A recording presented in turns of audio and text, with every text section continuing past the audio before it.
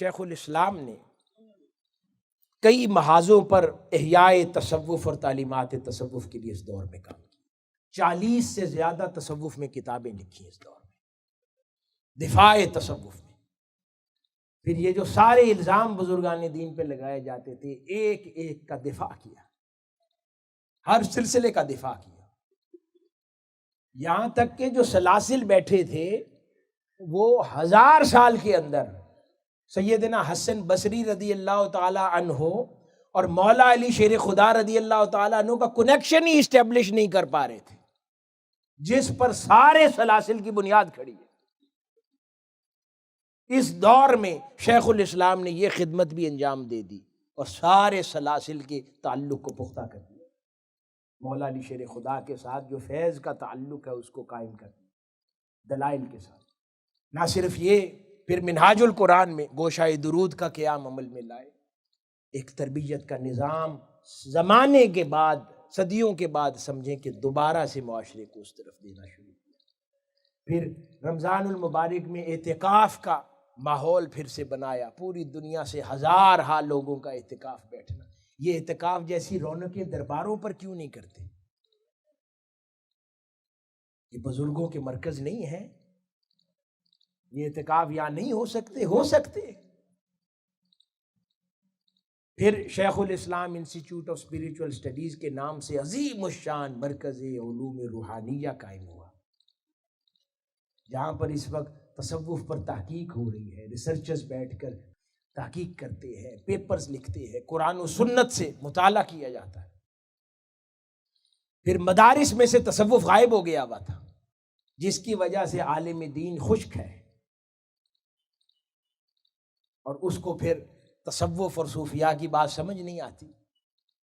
شیخ الاسلام نے جو منہاج القرآن کا نظام المدارس ہے، جس کے تحت سارے مدارس ہیں پورے ملک میں، اس کے نصاب میں تاریخ میں پہلی مرتبہ، درس نظامی کی تاریخ میں پہلی مرتبہ تصوف کو نصاب کا حصہ بنایا۔ منہاج یونیورسٹی میں اگر کوئی انجینئرنگ پڑھ رہا ہے، کوئی میڈیسن پڑھ رہا ہے، کوئی لاء پڑھتا ہے، ڈگریز دنیا جہاں کی جو مرضی کرے، 2 مضامین ہر ڈگری میں ہم نے لازم کر دیے ہیں۔ ایک آقا علیہ الصلوۃ والسلام کی سیرت ہر کسی کو لازم پڑھنی ہے، دوسرا صوفیاء کے احوال لازم پڑھاتے ہیں۔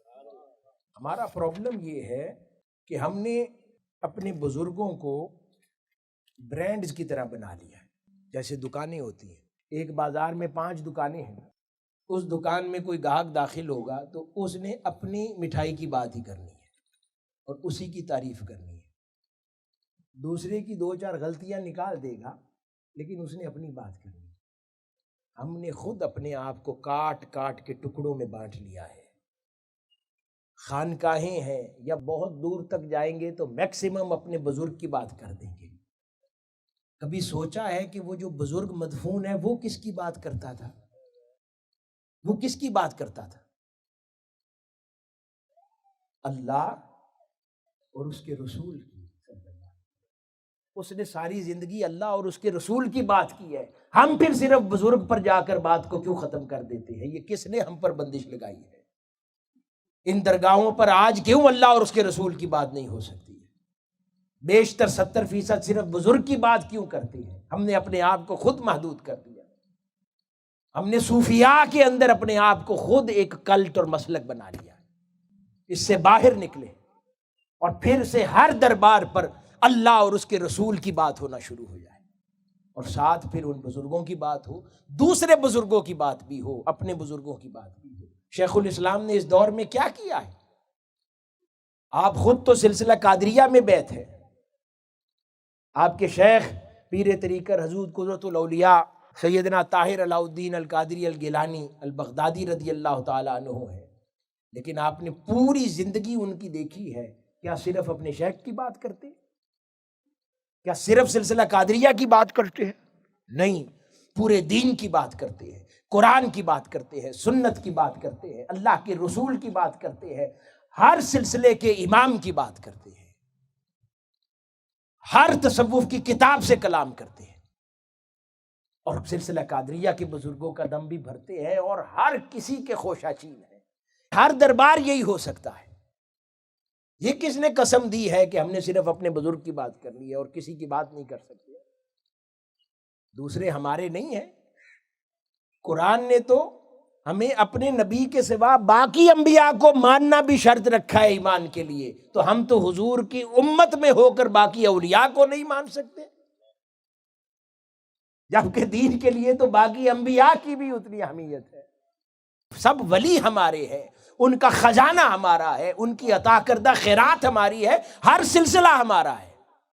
ہر وہ شے جسے تاجدار کائنات صلی اللہ علیہ وآلہ وسلم سے نسبت ہے وہ ہمارا ہے.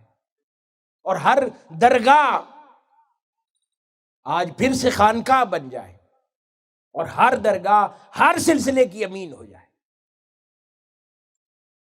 ہر بزرگ کی بات ہو، محبت کی بات ہو، اللہ اس کے رسول کی بات ہو، تو کوئی وجہ نہیں ہے کہ اثر نو احیاء تصوف اور احیاء تعلیمات صوفیہ ہو جائے. اس خطے میں اتنی پیاس ہے کہ تعلیمات تصوف بچا سکتی ہے لوگوں کو، لیکن سوال ہے کہ اگر ہم اس کے لیے ارادہ کریں